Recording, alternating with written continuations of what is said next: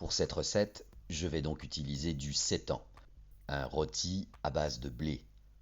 Et j'ai donc utilisé le roast leaf de Goûtez-moi ça, qui est assez ferme pour pouvoir être rôti, mais vous pouvez utiliser le seitan que vous voulez, pour autant qu'il puisse tenir la cuisson.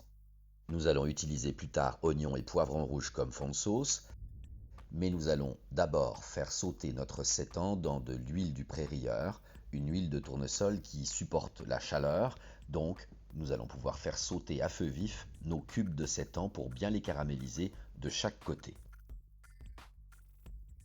On laisse donc bien rissoler les cubes de seitan et on gratte les sucs de cuisson au fond de la casserole. On assaisonne, on laisse bien rissoler et une fois que tout est bien caramélisé, on réserve tous les morceaux de seitan dans un autre cul de poule pour pouvoir faire sauter nos légumes dans les sucs de cuisson. Comme vous le voyez, le seitan, goûtez-moi ça, tient bien à la cuisson, il est bien rôti. On va laisser les légumes rissoler dans le jus de cuisson. Une fois qu'ils ont bien sué, on va pouvoir faire un roux avec la farine de pois jaune du pré-rieur. On utilise souvent cette farine pour faire des roux parce que, d'abord, elle donne de très belles onctuosités, vous allez voir, mais aussi, ça donne des sauces un peu plus légères et plus faciles à digérer. Et c'est aussi très intéressant puisque, comme on cuisine du seitan, on a besoin d'avoir un autre apport de protéines complémentaires.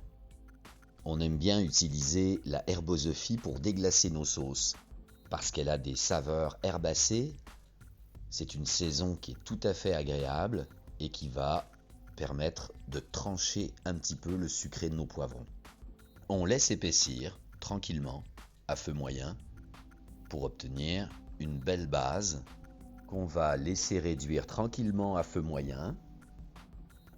Et c'est dans cette base que nous allons pouvoir intégrer notre casserole d'oignons, poivrons et champignons que nous aurons préparé à l'avance à feu vif dans une poêle afin de conserver les nutriments et la texture des légumes.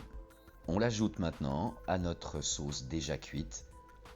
On assaisonne et on monte notre sauce tranquillement avec le bouillon aromatique, un bouillon de champignons à la sauge, dans lequel nous aurons ajouté une cuillère à soupe d'amidon de maïs qui va lustrer notre sauce sans l'alourdir. À cette étape, j'aurai un seitan cacciatore un peu plus rustique, mais j'ai décidé de mixer ma sauce. Je la passe au mélangeur longuement pour m'assurer que tous les morceaux soient bien pulvérisés et je passe le mélange au tamis.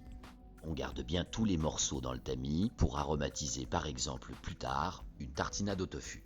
On obtient donc un beau coulis de poivron qu'on va pouvoir réintégrer dans notre casserole pour y mettre nos morceaux de seitan.